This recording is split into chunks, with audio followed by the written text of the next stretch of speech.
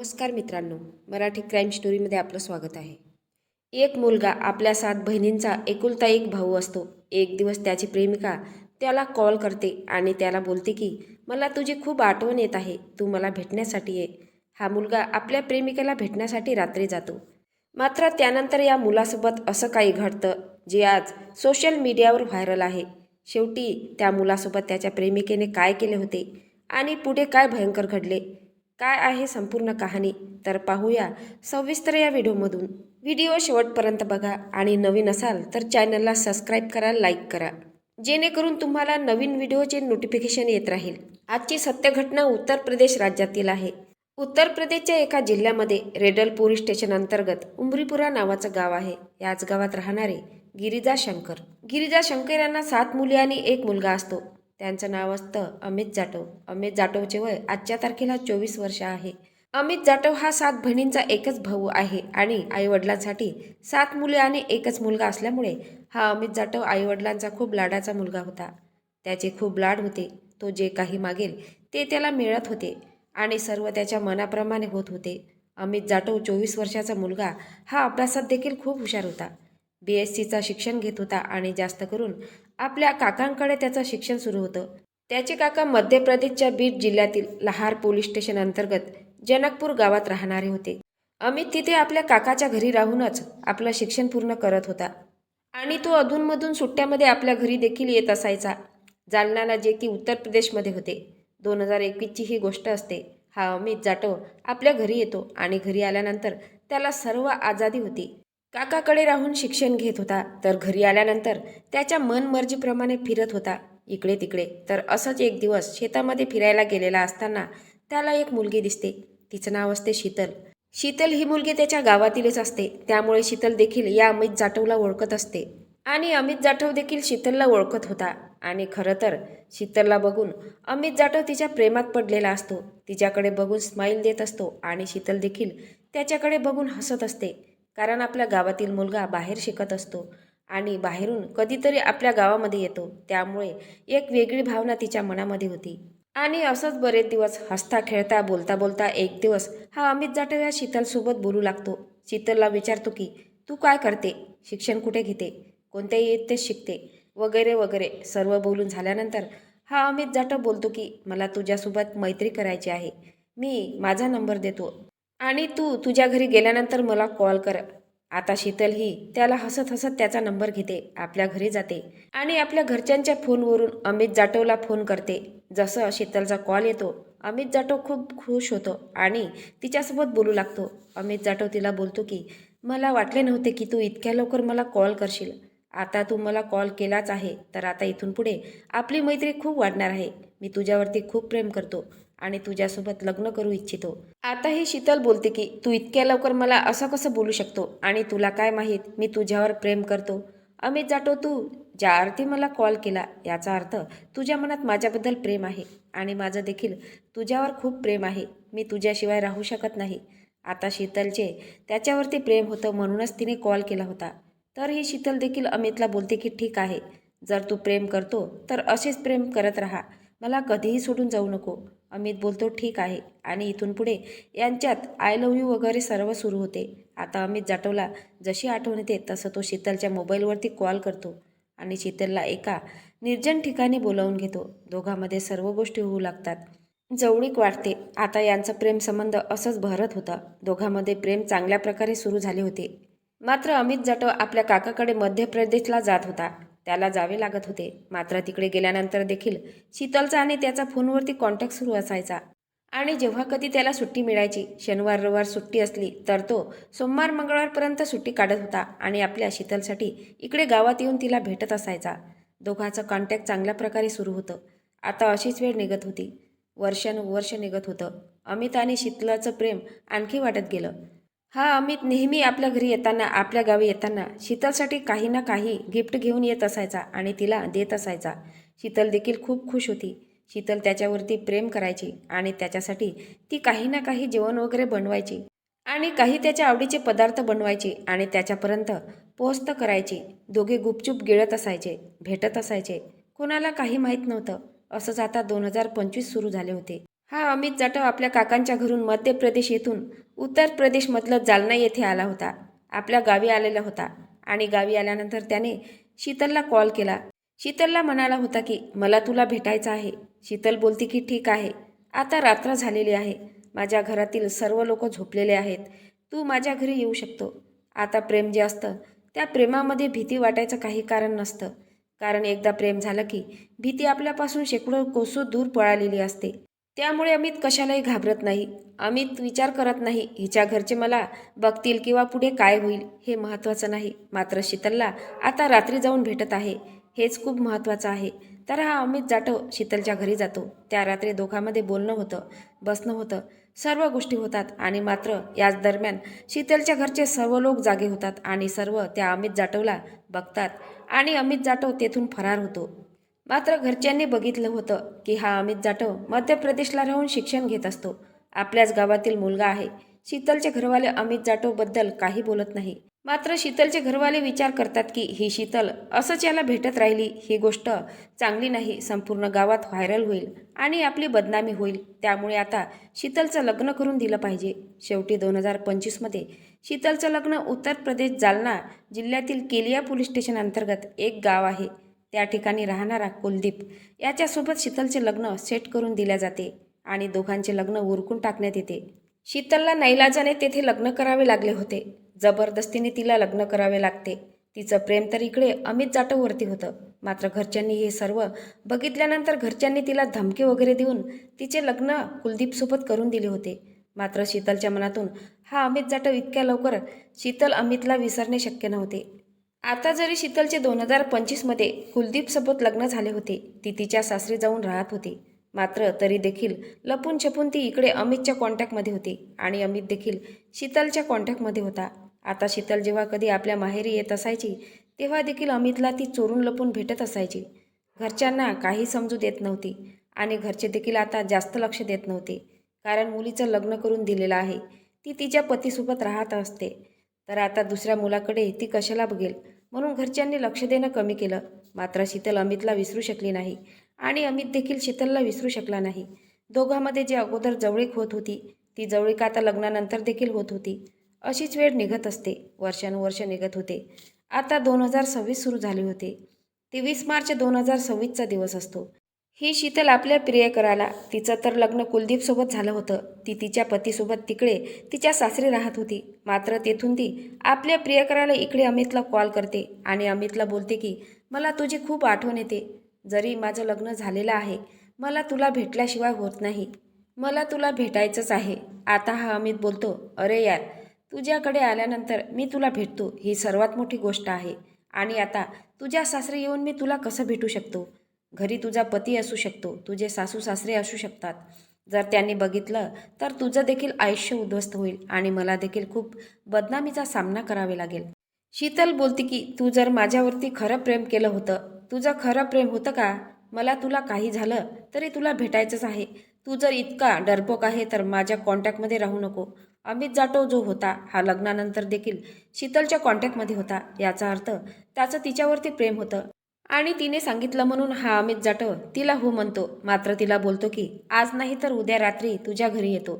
शीतलने सांगितले होते की तिचा पती बाहेर गेलेला आहे आणि तिचे सासू सासरे जे आहेत ते घराच्या बाहेर झोपत असतात.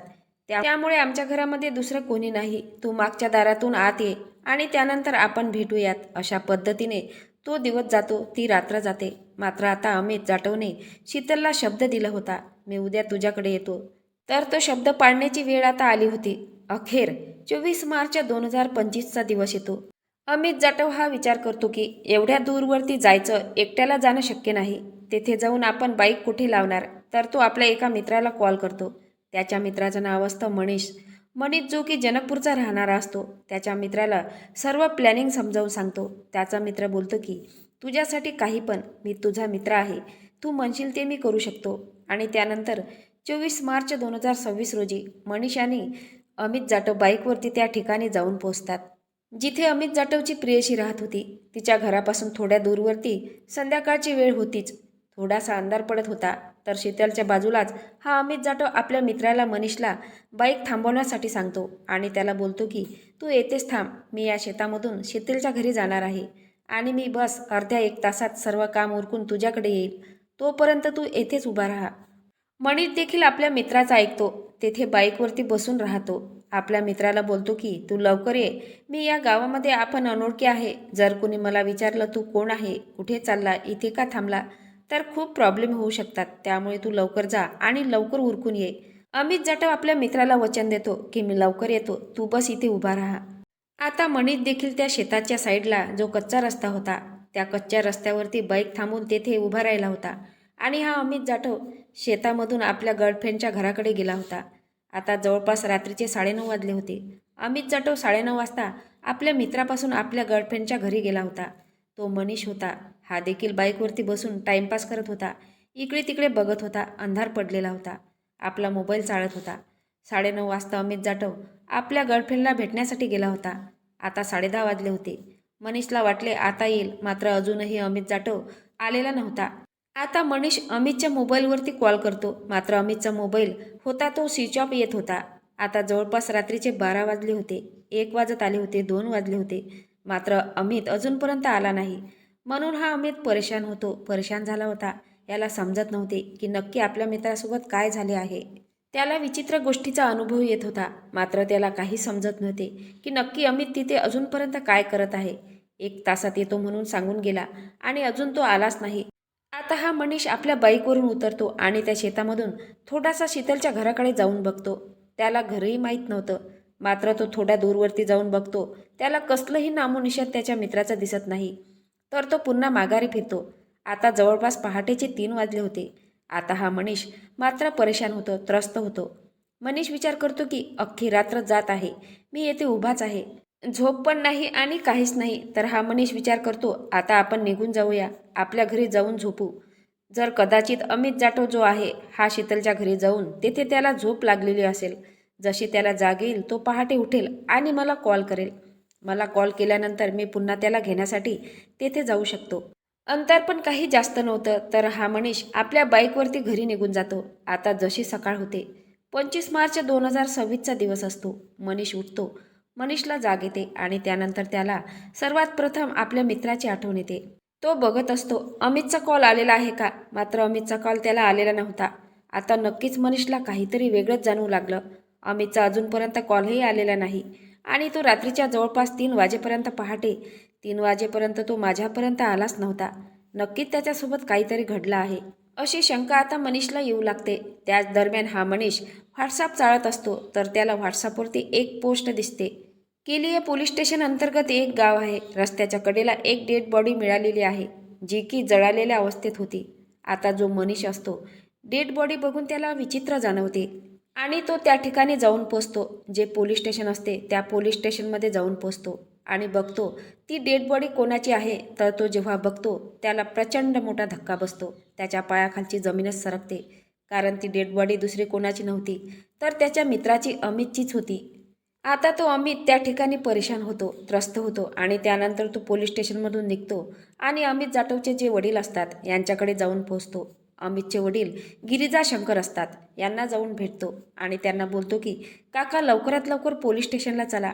आता गिरिजा शंकर जे असतात हे बोलतात की पोलीस ठाण्यात कशाला जायचे आहे.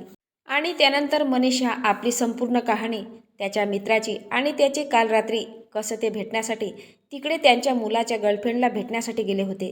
तेथे गेल्यानंतर असं असं घडलं आणि पोलीस स्टेशनमध्ये मी जे बघून आलो ते सर्व गोष्ट ते अमितच्या वडिलांना सांगतो. गिरिजा शंकर यांना ते ऐकून त्या ठिकाणी मनीषवरती दाट फटकार लावू लागतात. त्याला बोलतात की तुझं डोकं ठिकाणावरती आहे का, तू काय बोलत आहे. तो बोलतो की मी आता काही बोलू शकत नाही, तुम्ही फक्त माझ्या बाईकवरती बसा आणि पोलीस स्टेशनला चला. आता गिरिजा शंकर मनीषच्या बाईकवरती बसतात आणि पोलीस स्टेशनला जाऊन जेव्हा बघतात तर त्यांचा मुलगा विचित्र अवस्थेमध्ये, जळालेल्या अवस्थेमध्ये मृतदेह त्याचा पडलेला असतो. गिरिजा शंकर जेव्हा आपल्या 7 मुलींच्या भावाला, आपल्या मुलाला बघतात, त्यांचा एकुलता एक मुलगा असतो, त्याची अशी अवस्था झालेली असते, त्यांना चक्कर येऊ लागतात, ते बेशुद्ध पडत असतात. त्यांना पोलीस सावरतात. त्यानंतर अमित जाटवच्या ज्या 7 बहिणी होत्या त्या देखील त्या ठिकाणी येऊन पोहोचतात. भावावरती त्यांचं प्रेम होतं, कारण 7 बहिणी मिळून एकच भाऊ होता. तर खूप जास्त त्या रडत असतात. प्रचंड तेथे ताणतणाव निर्माण होतो. नक्की याच्यासोबत असं कसं झालं आणि तेथे बाकीच्या लोकांना देखील जेव्हा समजते, सर्व लोक त्या ठिकाणी येऊन पोहोचले. अमितसोबत असे कोणी केले आणि ज्याने हे कांड केले त्याला भयंकर शिक्षाही झालीच पाहिजे, असे तेथील लोक म्हणत होते. प्रभारी अवनीश पटेल असतात, शिवप्रमेश्वर प्रसाद असतात, SP डॉक्टर कुमार दुर्गेश कुमार अमित जाटवचा पोस्टमार्टम करण्यात येतो. मात्र सर्वापुढे एकच प्रश्न होता की अमितसोबत हे असे कसे झाले, कोणी केले? आता पोलीस जेव्हा मनीषला विचारू लागतात, मनीष सर्व कहाणी पोलिसांना सांगतो. त्याचा मित्र आणि तो कसं शीतलच्या सासरी भेटण्यासाठी गेले होते. शीतलने त्याला कॉल करून बोलावून घेतले होते. तर पोलीस जास्त वेळ घालवत नाही, सरळ ते शीतलच्या सासरी जाऊन पोचतात. तेथे गेल्यानंतर त्यांना दिसते की जे कुलदीपचे घर असते ते कुलदीपच्या घराला बाहेरून कुलूप लावलेले असते. आता पोलिसांना शंका यायला वेळ लागत नाही. कुलूप बघून आणि त्यानंतर पोलिसांना हे कन्फर्म होते की या ठिकाणी हे अनैतिक संबंधामुळे घडलेला प्रकार आहे आणि अमितसोबत जे काही झालं हे शीतलच्याच पतीने कुलदीपनेच केलेले असावे. आता पोलीस छापेमारी करतात आणि लवकरात लवकर त्या गावाच्या बाहेर एका ठिकाणावरून 2 बाईक अडवण्यात येतात. 2 पुरुष असतात आणि 2 महिला असतात. चौघांनाही उचलण्यात येते, पोलीस स्टेशनला हजर करण्यात येते. 28 मार्च 2026ला गजनपूर रोडवरून पोलिसांनी 2 महिलांना आणि 2 पुरुषांना 2 बाईकवरून फरार होत असताना उचलले होते, पोलीस स्टेशनला आणले होते. त्या 2 महिलांमध्ये एक शीतल होती आणि दुसरी शीतलची सासू होती. तिचं नाव आहे मिथिलेशा. शीतलचा पती कुलदीप आणि कुलदीपचे मामा होते तिलक सिंग. आता पोलीस चौघांनाही वेगवेगळ्या ठिकाणी घेऊन चौघांचीही कसून चौकशी सुरू होते. कोणीही कबूल होण्यास तयार नव्हते. शीतलला साईडला घेतात आणि पोलीस जेव्हा तिला विचारतात, तिला सक्ती दाखवतात, तेव्हा शीतल तुटते आणि आपली संपूर्ण कहाणी पोलिसांना सांगते की कसे 2021 पासून अमित जाटव आणि तिच्यामध्ये प्रेम संबंध होते. दोघे भेटत होते, बोलत होते. लग्नानंतर देखील शीतल अमितशिवाय राहत नव्हती. लग्नानंतर देखील ती पती कुलदीपला फसवत होती, धोका देत होती. इकडे माहेरला येऊन अमितसोबत रंगारंग कार्यक्रम करत होती. तिकडे कुलदीपला तिच्या पतीला काही याबद्दल माहीत नव्हतं. मात्र 2025मध्येच कुलदीपने एक दिवस शीतलला कॉलवरती बोलताना बघितलं आणि त्याने बघितलं होतं की समोरची जी व्यक्ती आहे हा एक पुरुष आहे. शीतलच्या पतीला कुलदीपला आपल्या पत्नीवर संशय आला होता. सर्व कळलेलं होतं आणि त्यानंतर त्याने शीतललाच भयंकर मारहाण केली होती. जेव्हा कुलदीप आपल्या पत्नीची शीतलची भयंकर मारहाण करतो, शीतल देखील त्या ठिकाणी पूर्ण तुटते आणि पोपटासारखी सांगू लागते की कसं मी लग्नानंतर देखील अमितच्या संपर्कात आहे आणि लग्न अगोदर कधीपासून मी अमितच्या संपर्कात होते, कसे आमच्यामध्ये संबंध बनायचे आणि आमच्यामध्ये काय काय होत होते हे सर्व गोष्ट शीतल आपल्या पतीला कुलदीपला सांगून देते. आता कुलदीप जो असतो हा भयंकर चिडलेला चिडखोर व्यक्ती असतो. याला तो राग सहन होत नाही की आपली जी पत्नी आहे अगोदर दुसऱ्याच्या संपर्कात होती, मात्र लग्न झाल्यानंतर देखील तो मुलगा तिला भेटत असतो. गावामध्ये हे दोघे भेटत असतात, यांच्यामध्ये संबंध होत असतात. ही गोष्ट कुलदीपला सहन झाली नाही. आता कुलदीप एक प्लॅन बनवतो आणि आपली पत्नी शीतलला म्हणतो की तू त्याला कॉल करून घे आणि इकडे बोलावून घे, भेटायचं आहे असं सांग. पतीच्या सांगण्यावरून शीतल आपल्या प्रियकराला कॉल करते आणि इकडे बोलावून घेते. जसा तो आत घुसतो तसा कुलदीपचा जो मामा असतो तो घराचा दरवाजा बंद करून घेतो आणि शीतलची जी सासू असते ती पुढचा दरवाजा बंद करून घेते आणि घरामध्ये आता असतात शीतलला सोडून तिघेजण, शीतलचा पती, शीतलच्या पतीचा मामा आणि शीतलची सासू. आता ही शीतल देखील त्यांना मिळालेली असते. हे चौघे मिळून अमितला भयंकर मारहाण करतात. त्याला इतकं मारण्यात येतं की तो बेशुद्ध पडतो आणि त्यानंतर देखील शीतलचा पती असतो कुलदीप, याचा राग जात नाही. तर हा कुलदीप ओढत ओढत बाथरूममध्ये नेतो आणि त्याच्या तोंडावरती सुसू करतो, लघुशंका करतो. त्यानंतर कुलदीपचा जो मामा असतो तो देखील लघुशंका करतो आणि त्यानंतर हा कुलदीप शीतलला बोलतो की तू देखील हेच कर. एवढं घाण कृत्य करून झाल्यानंतर पुन्हा हे चौघेजण त्याला दांड्याने, काठ्याने वगैरे मारहाण करतात. इतकं मारतात की त्याचा मृत्यू होतो.